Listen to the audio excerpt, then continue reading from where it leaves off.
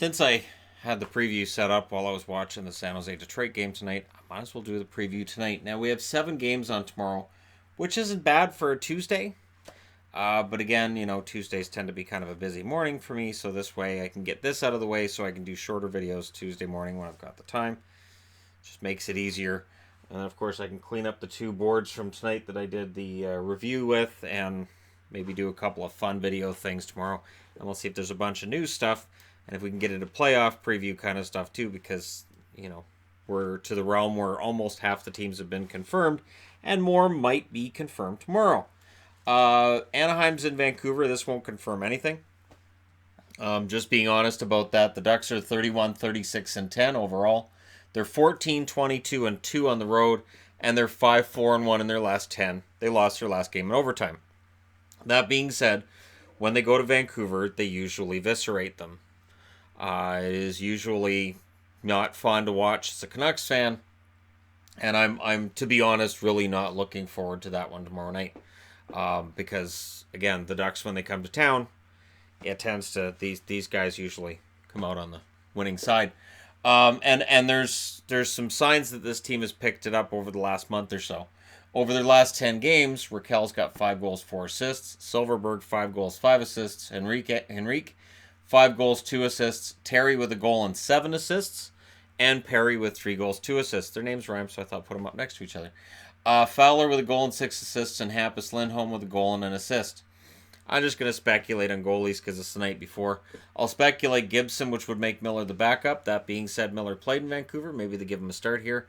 He's 0-2-1 with an .848 save percentage in their last 10 games. Gibson's 5-2 with a .915 save percentage over the same period of time. Anaheim's won 2 out of 3 meetings against Vancouver this year. I kind of expect it to be 3 out of 4.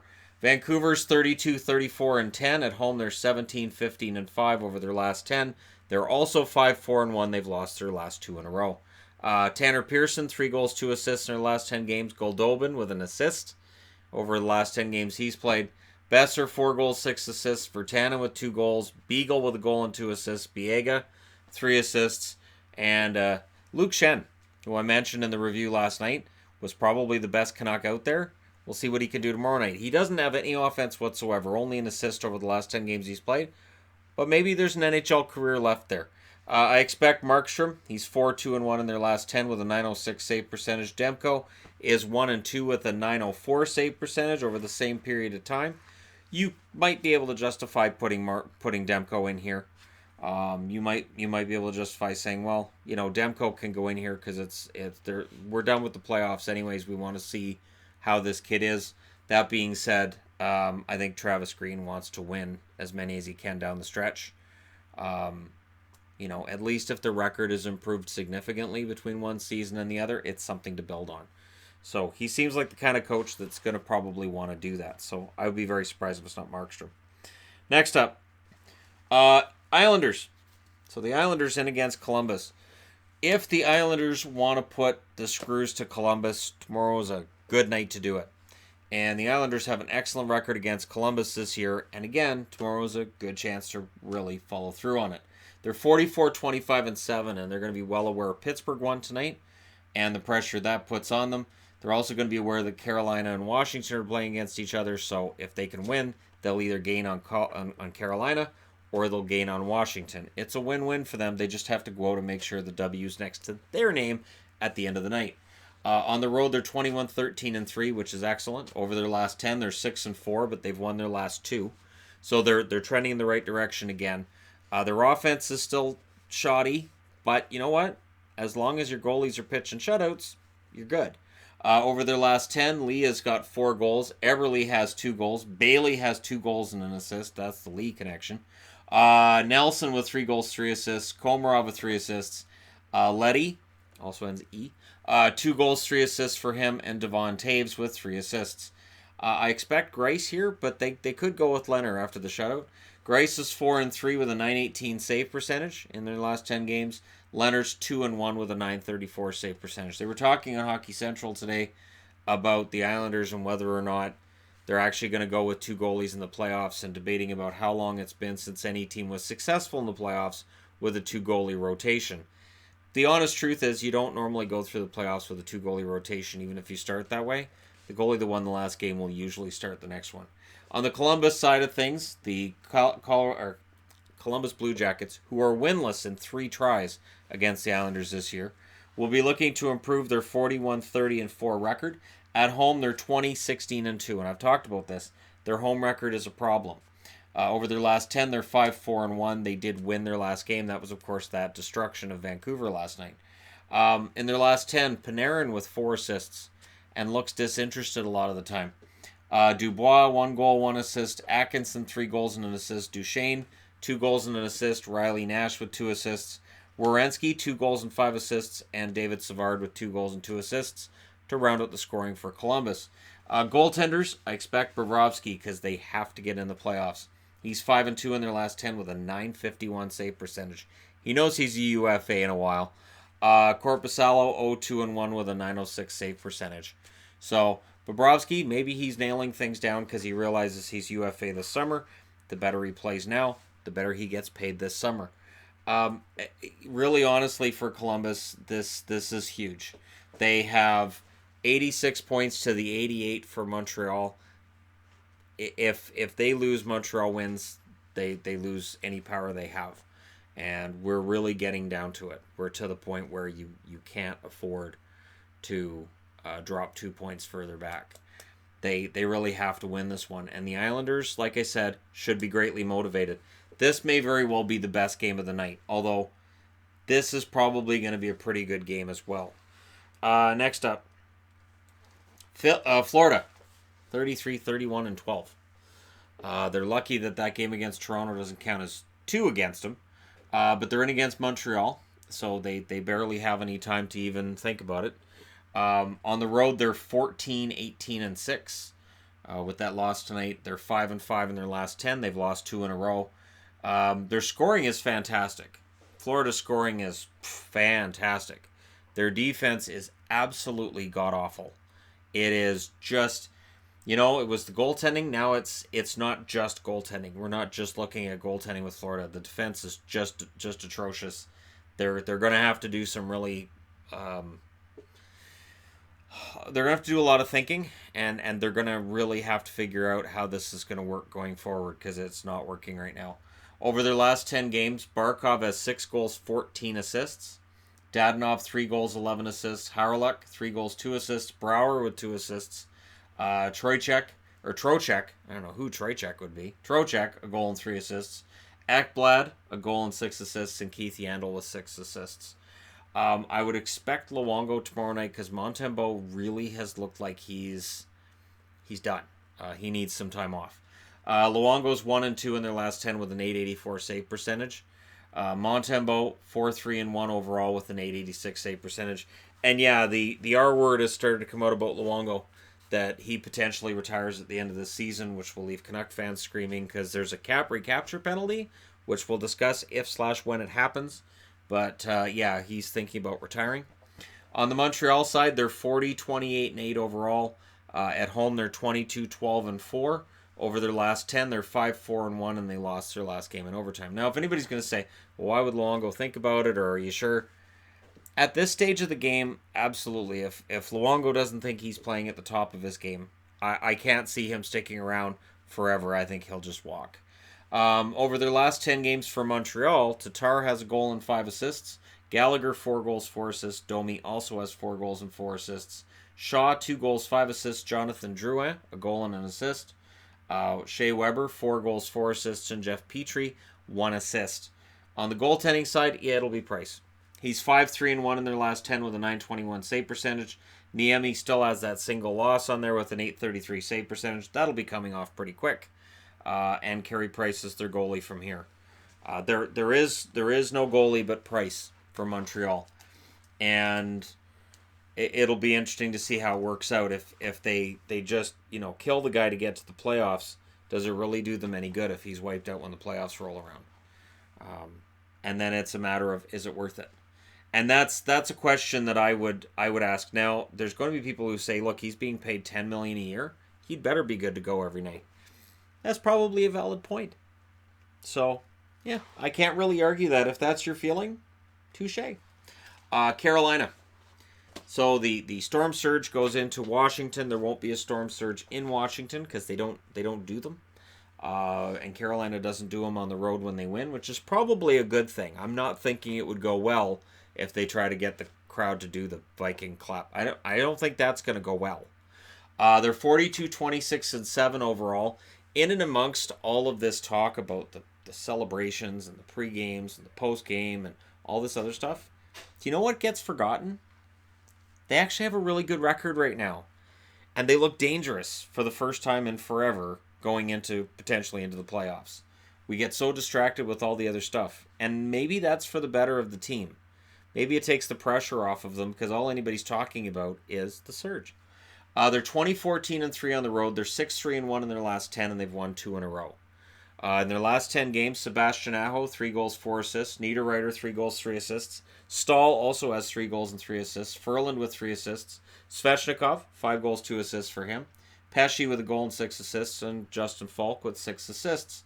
Goaltenders, I don't know, Mrazek. He's 4-1 with a .948 save percentage in their last 10. McElhinney is 2-1 with an .878 save percentage. I've noticed the H in his name is pronounced on some broadcasts and not on others. I go with McElhinney because that's how they say it in the Carolina broadcast. So they say, although they kind of say like McElhinney. So, but that sounds too close to, it just doesn't sound right. I don't, McElhinney. So I go with McElhinney, which I've heard as well. It's McElhinney was his name for years. It's one of those weird things. Everybody talks about the whole Peterson thing, but McElhinney. Anyhow, Washington's won both meetings between these teams this year. Oh, Montreal's won 2 out of 3 against Florida. This is matchup number 4. Now, on the Washington side of things, they're going for their 3rd straight win this year over Carolina. They're 44-24-8, and they're well aware that their position in first, tenuous. They're 22-10-6 at home. They sit 1 point ahead of the New York Islanders. In their last 10, they're 6-3-1. And they've got a victory in their last game. Over their last 10, Ovechkin, who's still at 48 goals. Come on, Ovi, just do it. Stop with the dramatic tension. Just get the 50th goal and get it over with. 3 goals, 6 assists for him. In their last 10, Backstrom with 3 goals, 5 assists. Kuznetsov, 3 goals, 3 assists. Oshie with a goal and 5 assists. Connolly, 5 goals, 4 assists. Carlson, 2 goals, 6 assists. And Orlov with 6 assists for the Washington Capitals. Goaltenders, I expect Holtby. Holtby's 4-3-1 with a .909 save percentage in their last 10. And Copley is 2-0-0 with a .964 save percentage. The Capitals playing very, very well right now. And Carolina also playing very, very well. They're both 6-3-1 in their last 10. They're not that far apart from one another. And if Carolina could beat Washington in regulation, A, they'd be doing a favor for the Islanders and the Penguins, and B, they'd be making that whole playoff picture even more muddled than it is right now. There's a lot of teams playing for those top 4 spots in the division, and they're really close to one another. So for the Caps, you want to win this one, get it done with early, or else this will still be a conversation probably going into this weekend. Next up, Buffalo. In against Ottawa. I am perfectly fine with Buffalo if they lose in Ottawa tomorrow night, dropping to 31 on the power rankings. And I don't talk about my power rankings during the week. I don't tell you guys where they're at and which teams have moved because teams don't move like they used to. But boy howdy, can Buffalo ever hit the bottom tomorrow night? And it's the second of a back-to-back but it's against the Senators. You have to beat the Senators, don't you? They're 31-35-9 overall. They're 11-22-5 on the road, and in their last 10, Buffalo's 1-8-1 with 3 losses straight. So, yeah, they can absolutely end up falling further in the standings than they already have. Over their last 10, Jack Eichel, 3 goals, 2 assists. Sherry with a goal and an assist. Rodriguez, a goal and 2 assists. Pominville with an assist as his career winds down. Reinhardt, 2 goals and an assist. Dahlin with 4 assists. And Ristolainen with 1 assist as he gets ready for the Green Jacket. While I would imagine Phil Housley gets ready for a straight jacket. Goaltenders, I don't know, Hutton. He's 1-4-1 in their last 10 with a .905 save percentage. Olmark's 0-4 with an .875 save percentage. Both teams have won one in this crap fest, and we get to see who wins the crap tiebreaker. The Senators are 26-43-6 overall. At home, they're 16-16-4, so they're better at home than Buffalo is on the road. This is absolutely a game Ottawa can win. In their last 10, they're also 4-5-1, and they did win their last game. So Ottawa's getting better, and there has to be a team that potentially falls beneath them on the power rankings, and tomorrow night could do it. Now, over their last 10, Tkachuk with 5 goals, 2 assists, Balcers with a goal and 4 assists, Pajärvi, 2 goals, 3 assists, Lindbergh, 4 goals and an assist, Gibbons with 4 goals, 2 assists, DeMello with a goal and 6 assists, and Wolanin with a goal and 4 assists. It's not a coincidence that most of these names weren't Senators a year ago. It's totally not a coincidence. And they're relying on a lot of new faces. It's going to be interesting to see what happens next year, if it gets better or not. Goaltenders, I expect Nilsson here. Anderson's 1-3-1 in their last 10 with an .894 save percentage. Nilsson's 3-2 with a .925 save percentage.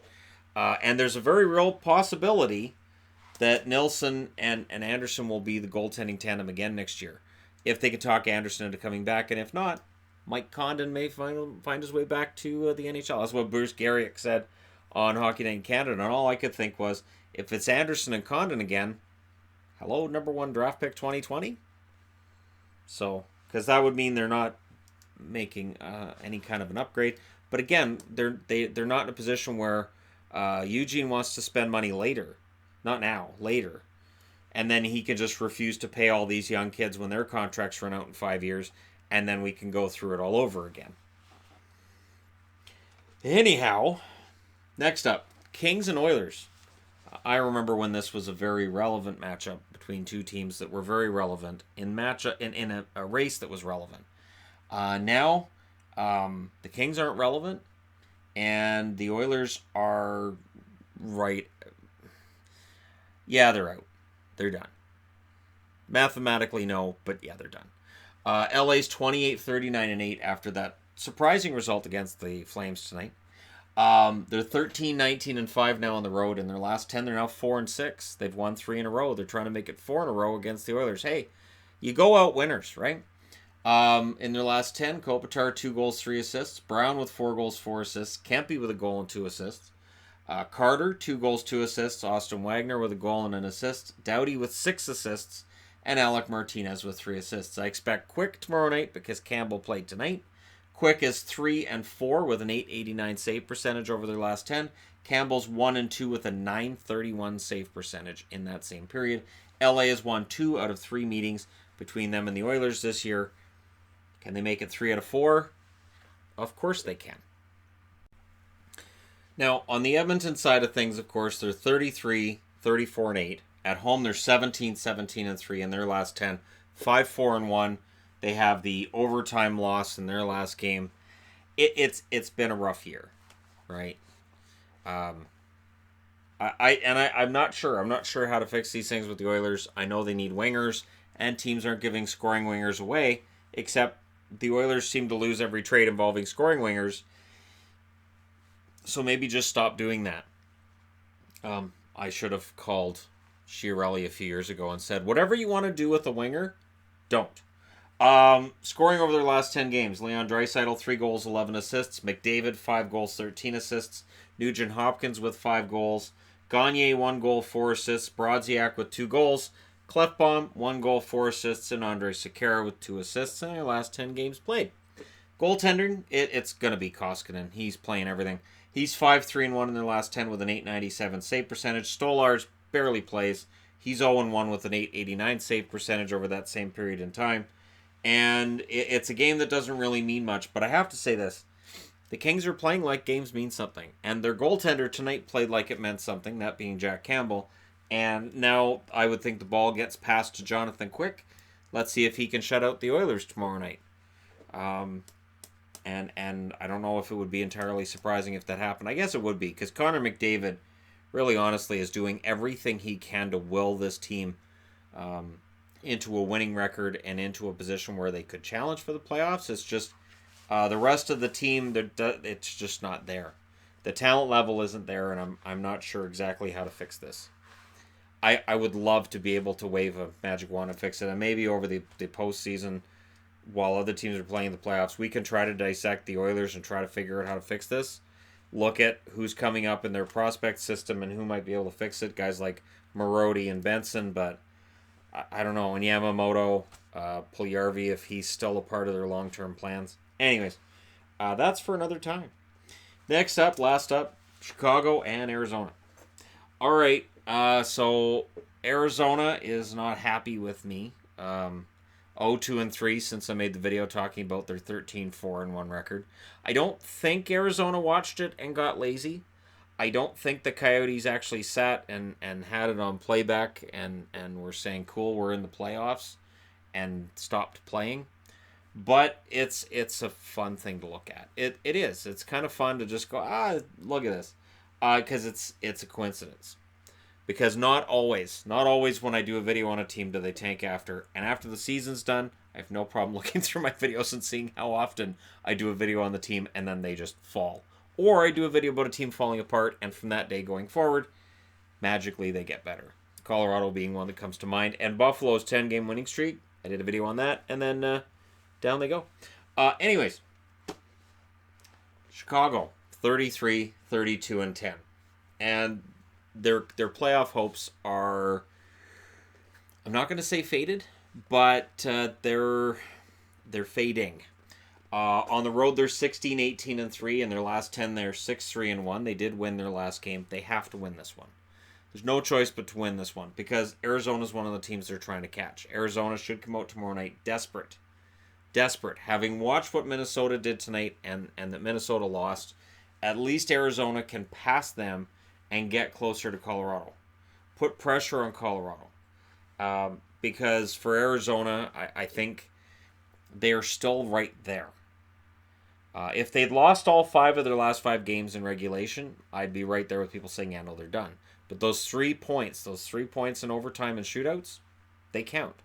They're 36, 33, and 7 overall. At home, they're 18, 15, and 4. So they were a team that was much better on the road most of the year. Now they seem to be better at home. They've done the reverse of Dallas. Dallas was great at home, bad on the road, and now they're the other way around. Over their last 10, they're 4, 4, and 2. They've lost their last game. And it does feel like they've dropped the ball. It does feel like, they're 0, 3, and 2 in their last 5, not 0, 2, and 3. It does feel like Arizona's kind of lost it. But you can get this back. The problem is, I think they've over-relied on Kemper. I do. It's the one flaw they've had all the way through, that Kemper's been so darn good that they've been able to overcome a lot of things, but I don't know. Over their last 10, Keller with 2 goals, 3 assists. Krause stands out with 0 points. Hinostroza, 4 goals. Grabner, 3 goals and an assist. Galchenyuk, 2 goals and an assist. Demers, a goal and an assist. And Chychrun with a goal and 3 assists. And the other thing is, they got some of these guys back who'd been out, and it seems to have thrown off the team's chemistry. So Derek Stepan comes back, good forward, threw the chemistry off. In my eyes, anyways. Grabner, when he came back, it's weird. You get healthy and you think, oh, cool, we're healthy now. Sometimes it goes the other way. Sometimes guys who've been trying really, really hard, they might go, well, Grabner's back. I don't need to do what I was doing last game. I can let up a little bit.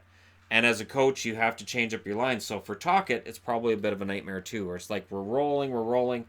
These guys are healthy. I'm going to throw them in. Crap, this is throwing the lines off. I do expect Kemper again tomorrow. Kemper's 4, 4, and 2 in their last 10 with a .933 save percentage. He's the only reason that they're knocking on the door of the playoffs. They may need him to pitch a shutout against Chicago tomorrow. Pickard has no record and an .833 save percentage over the last 10. Kemper's the guy. He's it. If they make the playoffs, it's because of Kemper. If they miss the playoffs, it's not because of Kemper. And I swear, I had nothing to do with it. But there you go. You guys are all set for tomorrow's games. Let me know your thoughts in the comment section below. Don't forget to hit like and subscribe if you're browsing your way through. And we're down to, I think, 10 days remaining. Yeah, we're down to about 10. It's kind of exciting. So thank you guys so much for all your support. Can't wait for the postseason. I'll talk to you again soon.